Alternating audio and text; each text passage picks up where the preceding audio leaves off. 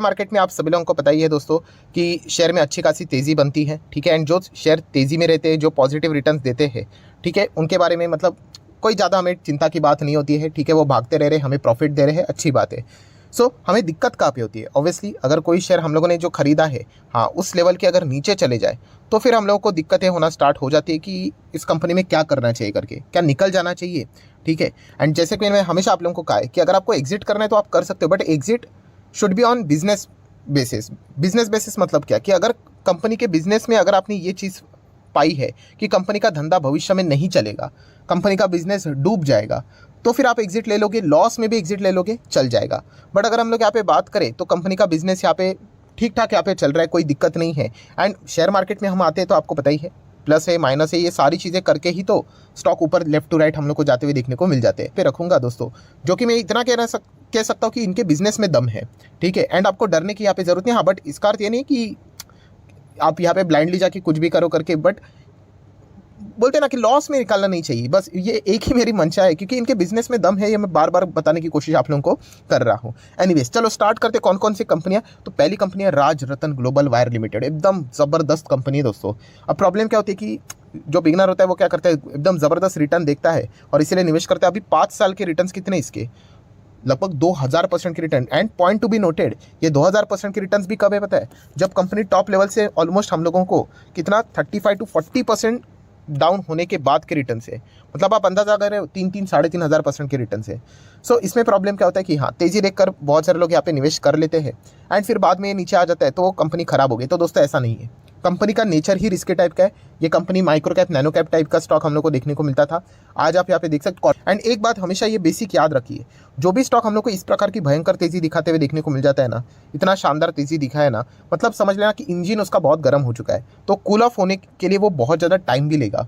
ये भी एक पॉइंट हम लोग को पता है यहाँ पे होना चाहिए। सो अगर हम लोग रैंडमली जाते फिर हम लोग को बाद में दिक्कत यहाँ पे हो सकती है। कंपनी बुरी नहीं है, बट अगर आप ये कहोगे कि इसका नीचे आ गया इसलिए बिजनेस खराब हो गया, तो ऐसी बात नहीं है। शेयर है, आज तेजी दिखाएगा, कल मंदी दिखाएगा, बाजार में कुछ ना कुछ प्रॉफिट बुकिंग चलती रहती है। तो बस मैं इतना ही कहना चाहूँगा कि राजरतन ग्लोबल अगर आपके पास है तो आप ज़रूर इसको और डिटेल में स्टडी कर लेना। इसके बिजनेस में कोई खराबी नहीं है, स्टॉक आज नहीं तो कल प्रॉफिट बुकिंग यहाँ पे करता ही है। तो इस प्रकार की चीज़ें हम लोग को देखने को यहाँ पे मिल रही है। हाँ, वैसे कुछ इनके साथ यहाँ पे होते हुए देखने को मिला है, तो इसके चलते पैनिक होने की जरूरत नहीं है। नेक्स्ट कंपनी दोस्तों green panel industries. Yes, green panel industry की अगर हम लोग बात करें तो ये भी कंपनी जिस सेगमेंट से बिलोंग करती है वहाँ पे भी अच्छा परफॉर्मेंस इसका हम लोग को देखने को मिल जाता है। बट वो जो सेगमेंट ही है ना दोस्तों, ओवरऑल कौन सा सेगमेंट है? प्लाईवुड सेगमेंट की अगर हम लोग यहाँ पे बात करें, ठीक है, उसमें देखा गया तो कुछ ही गिने चुने प्लेयर्स हैं। उसमें अगर देखा गया तो केवल मुझे एक ही कंपनी अच्छी लगती है।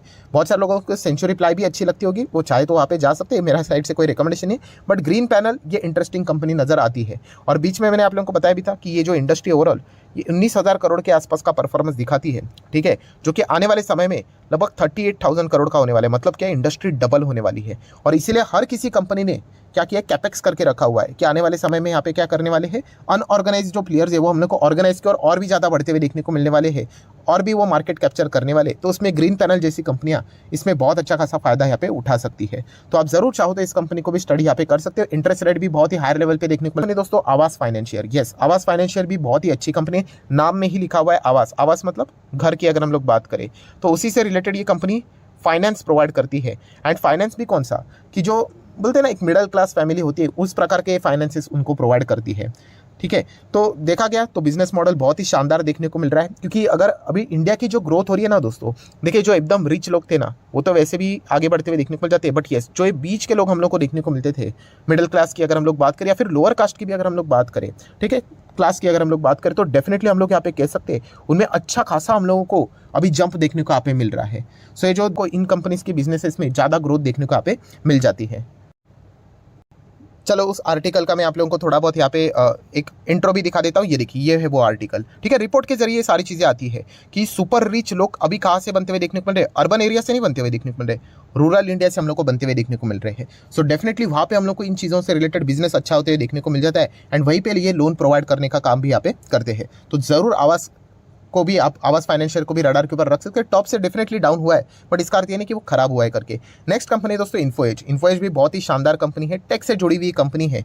सो जरूर इसमें कोई ज़्यादा चिंता की बात नहीं, बहुत बड़ी कंपनी, 60 हज़ार करोड़ का इनका मार्केट कैप है, ठीक है। ओवरऑल इनके रिटर्न 5 साल में आप देख सकते हैं 2-250% तक यहाँ पे चले जा ही जाते हैं। तेजी आखिर में आई जाती है। देखिए आपका कंपनी में उतनी काबिलियत होनी चाहिए, एंड वो काबिलियत है इस कंपनी में, ठीक है। बट सेम वही पैटर्न कि अच्छी खासी तेजी आने के बाद स्टॉक थोड़ा सा आराम करता है, वैसी चीज़ें देखने को मिल रही है। अभी फिलहाल सारी चीज़ें रिकवरी मोड में देखने को मिल रही है। तो इन कंपनीज में जरूर अगर आपके पास पोजीशंस होगी तो एग्जिट करने से पहले आप विचार यहाँ पे कर सकते हो।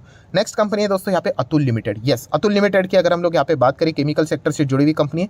अच्छा खासा करेक्शन इस कंपनी में भी हम लोग को लगातार देखने को यहाँ पे मिल रहा है। सो ये भी कंपनियां कोई खराब कंपनियां नहीं, अगर है आपके पास तो जरूर आप चाहो तो यहाँ पे कंटिन्यू कर सकते हो। सिमिलर वे आरती इंडस्ट्री की भी बात करें, केमिकल सेक्टर से जुड़ी हुई कंपनी, अच्छी खासी गिरावट यहाँ पर भी हम लोग को देखने को यहाँ पे मिल रही है, ठीक है। एंटायर जो केमिकल सेक्टर सेगमेंट हम लोग को देखने को मिल रहा है, दीपक नाइट्राइट को भी अगर आप देखोगे, एसआरएफ को भी आप देखोगे, तो अच्छा खासा हम लोग को प्रेशर वहाँ पे भी देखने को यहाँ पे मिल रहा है। जिन जिन कंपनीज का जो एक्सपोजर है वो हम लोग को वेस्टर्न कंट्रीज को और ज़्यादा देखने को मिलता है, वहाँ से हम लोग को थोड़ा बहुत प्रेशर आते हुए देखने को मिला है, जिसके चलते इनके मार्जिन थोड़े बहुत कॉन्ट्रैक्ट होते हुए देखने को यहाँ पे मिल। बालाजी अमाइंस, यस, अमाइंस की अगर हम लोग बात करें तो हाँ थोड़ा बहुत दिक्कतें जरूर देखने को यहाँ पे मिल रहा है, बट ओवरऑल अगर हम लोग बात करें इसका, ये सारे इनका परफॉर्मेंस है ना सेम रहता है। 60% तक की गिरावट हम लोग को ये दिखाता है, ठीक है। इसके पहले भी आप चेक कर सकते, देखिए 50% यहाँ पे भी गिरा था सेम, तभी भी बहुत सारे लोग पूछते थे सर अभी 60% ऑलमोस्ट गिरा है। ये तो मैंने ऊपर से दिखाया आपको, प्रॉपर कैलकुलेट कर लेना, तो क्या एग्जिट करें? मैं बोला ऐसा एग्जिट करना पड़ा तो पूरा शेयर बाजार ही मतलब एग्जिट करना पड़ेगा।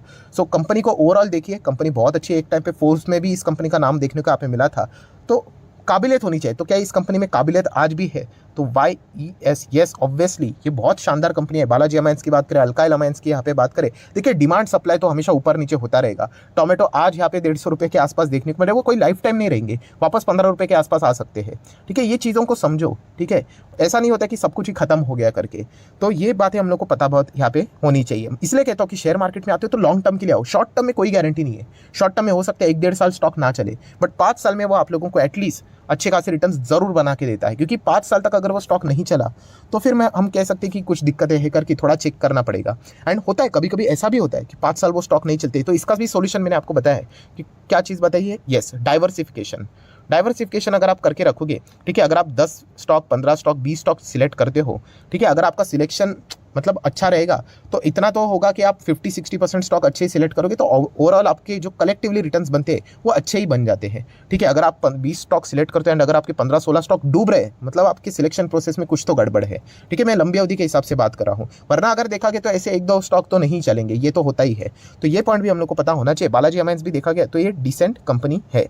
Next company obviously alkyl amines की भी बात ऑलरेडी मैं यहाँ पे कर चुका हूँ। उसके बाद की बात करें तो Godrej properties, yes, real estate वाली कंपनी है। रियल इस्टेट ओवरऑल सेक्टर ही थकेला सेक्टर है, ज़्यादा भागता है नहीं, बट स्टिल अभी की अगर हम लोग बात करें तो बीच में भी मैंने वीडियो यहाँ पे बनाया था, जब यहाँ पे हम लोग को पहली बार देखने को मिला, क्या देखने को मिला कि आरबीआई की ओर से कि उन्होंने रेट को हाइक नहीं किया। रेट हाइक ना करना ये एक इंडिकेशन होता है कि रेट कट किया और हम लोग धीमे धीमे करके बढ़ रहे करके, ठीक है। फिर उसके बाद लगातार कुछ एमपीसी के ऐसे बैठक होगी जहाँ पे कोई भी रेट हाइक नहीं होगा और कट भी नहीं होगा, एंड उसके बाद हम लोग को रेट कट की खबरें देखने को मिलेगी। तो इसका फायदा रियल एस्टेट कंपनीज को बहुत होता है, ठीक है, जो बिल्डिंग्स यहाँ पे खड़ी करती है, क्योंकि बहुत कर्जा लेना पड़ता है। एंड इसीलिए आप देख सकते हैं पिछले कई महीने से ये अच्छी खासी हम लोग को रिकवरी देते हुए देखने को यहाँ पे मिल रहा है। सो इसलिए गोदरेज प्रॉपर्टीज भी है आपके पास, तो ये लॉस में बेचने वाला स्टॉक तो है नहीं, इतना तो मैं